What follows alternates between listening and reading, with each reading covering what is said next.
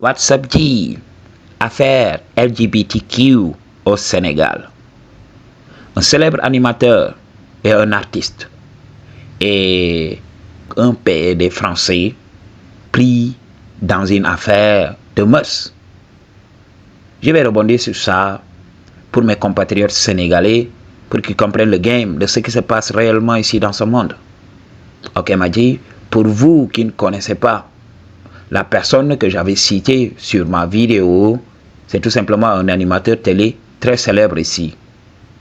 Tout au début, voilà, lorsque j'ai commencé à regarder cette personne à la télévision, j'ai aimé son éloquence.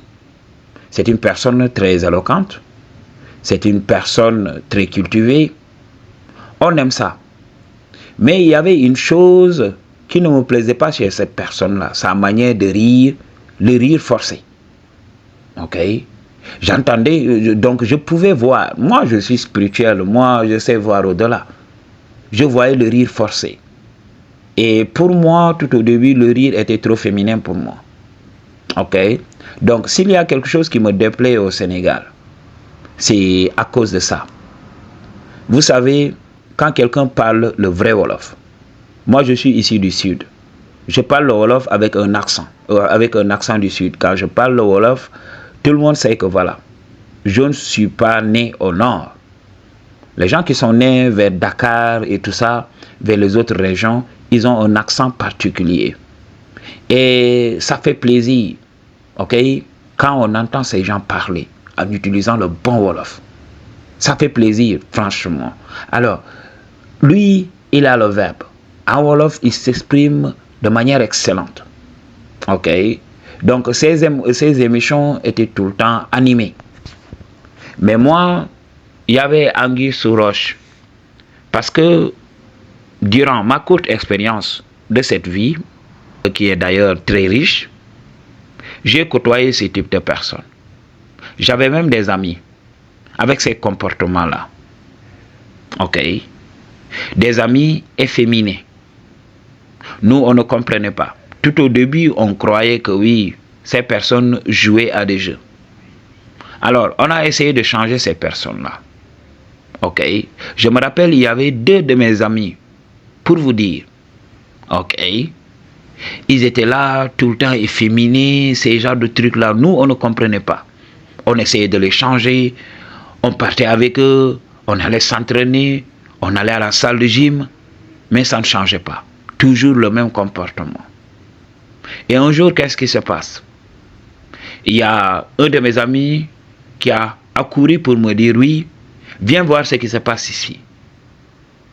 Lorsque je suis parti, lorsqu'on est entré dans une chambre, ok, je sentais l'odeur fétide. Je sentais cette odeur-là. Cette odeur, ok, du petit trou où les déchets solides sortent. C'est à ce moment que j'ai compris qu'il y avait quelque chose.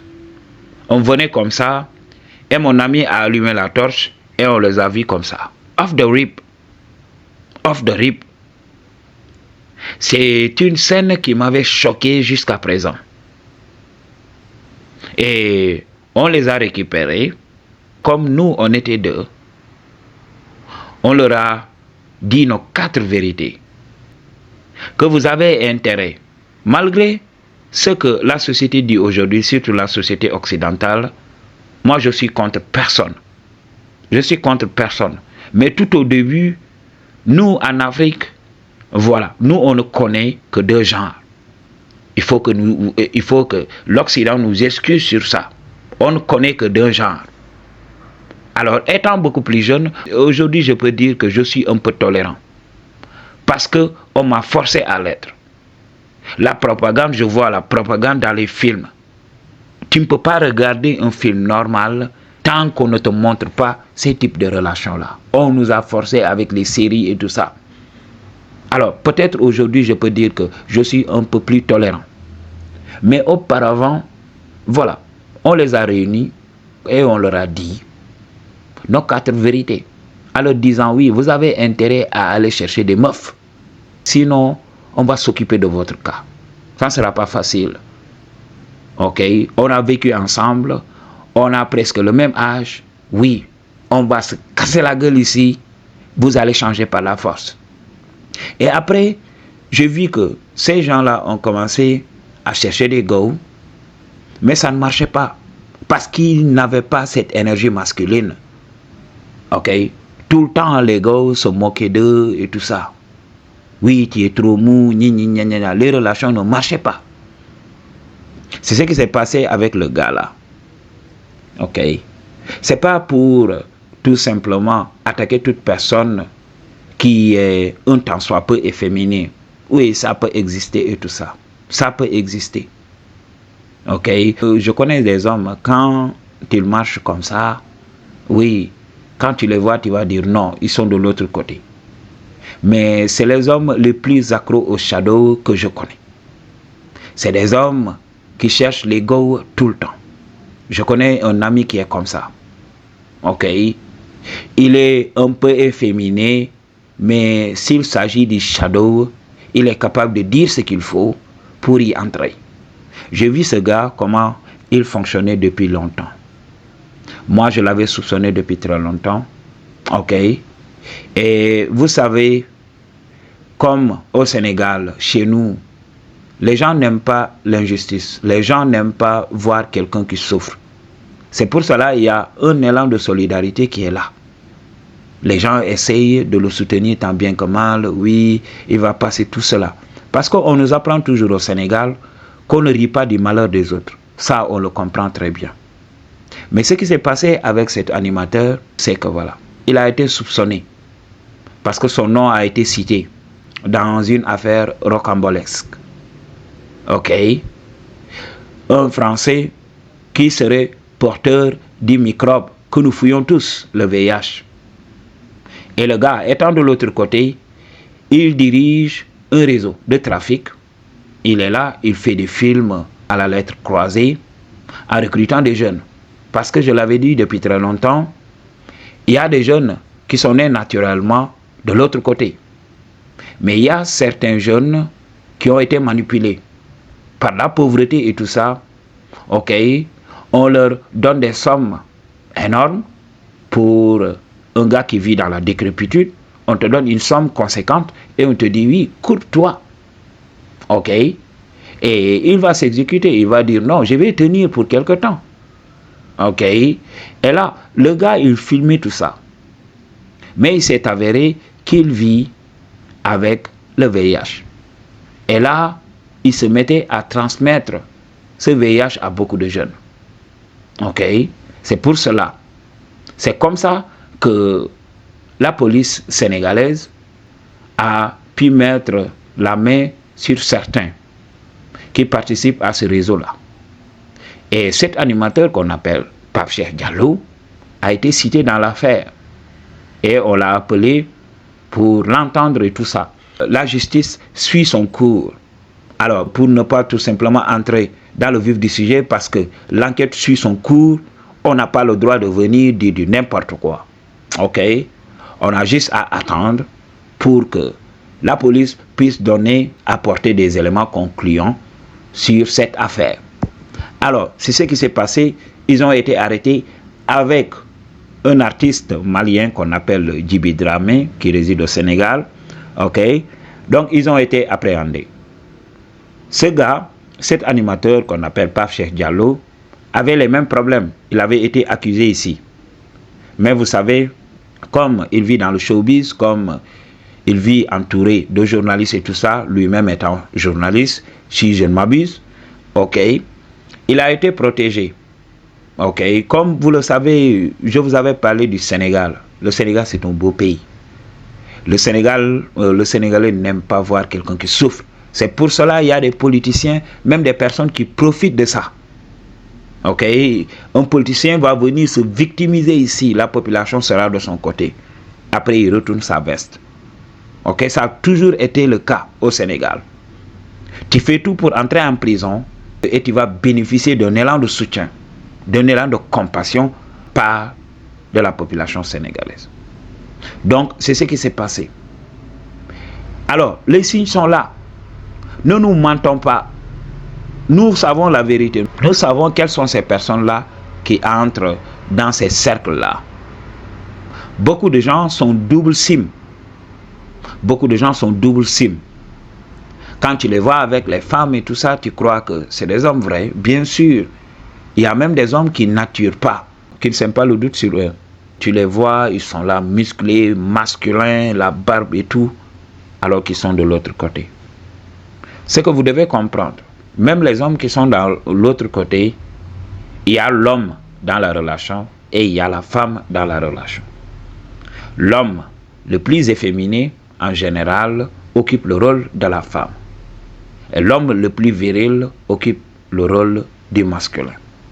Alors, pour les autres qui occupent le rôle de la femme, nous les connaissons. Ne nous mentons pas. Ne soyons pas hypocrites. Ok? Et bien sûr, cet animateur, c'est quelqu'un de bien a priori. Parce que moi, quand j'entends les témoignages des gens, les gens en parlent, c'est quelqu'un de bien et tout ça. On ne peut pas illégitimer les expériences des autres. On n'a pas le droit de dire à une personne qui dit que tel est bon, non, de retirer ses propos et tout ça. On n'a pas ce droit. On n'a pas ce droit. Ok? On ne connaît pas personnellement cette personne. Alors, tout témoignage qui vient de ses proches et tout ça n'est pas à jeter à la poubelle. C'est ce que les gens devraient comprendre. Mais moi, ce que je n'apprécie pas, c'est l'hypocrisie. Le Sénégal est en majorité musulmane. Vous savez, qu'on le veuille ou pas. Le Sénégal, les musulmans sont majoritaires. Alors, la majorité de la population vit selon les règles de l'islam. L'islam ne veut pas de ça. Tu t'es baptisé, tu dis que je suis musulman. Bien sûr, tu peux dire oui, les parents m'ont baptisé à mon insu. Mais lorsque tu as grandi et tout ça, tu as vu ta religion. Ta religion ne te permet pas d'entrer dans ces genres de trucs. Pourquoi tu le fais? Pourquoi tu vis dans l'hypocrisie? Quitte tout, si tu veux vivre ton shadow sans être importuné, quitte et va vers les zones où tes semblables sont et tu vas t'épanouir là-bas. C'est pas à l'Occident de venir dire à l'Afrique, oui, changez votre société et vivez comme nous. Non, nous n'avons pas les mêmes réalités. Alors, ils n'ont qu'à faire ce qu'ils font tout le temps, offrir des passeports diplomatiques à ces gens-là pour qu'ils partent là-bas. On accepte. On accepte. Mais ici en Afrique, s'ils sont là, ils sont obligés de se comporter comme nous. Ok? Les sociétés ne sont pas pareilles. Ok? Donc, understand what I'm talking about. On ne souhaite à personne de faire la prison. On ne souhaite à personne la souffrance. On ne souhaite à personne de vivre ce que ces gens-là vivent en ce moment. On le comprend. Mais regardez ce qui se cache derrière tout ça. Le VIH. Tous ces efforts-là que les gens font.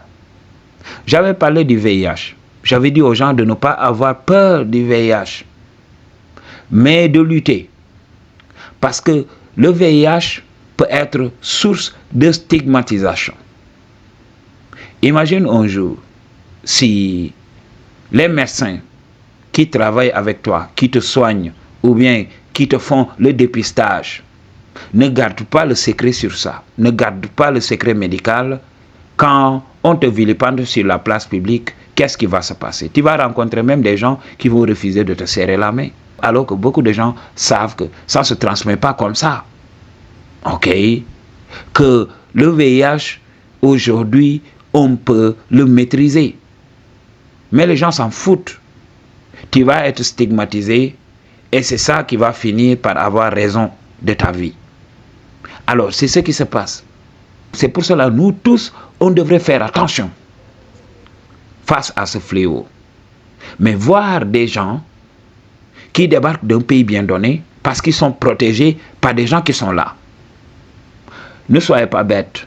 La police sénégalaise fait partie des polices les plus compétentes ici en Afrique. Malgré les moyens qui manquent, ça et là, mais ces gens-là font de l'excellent boulot.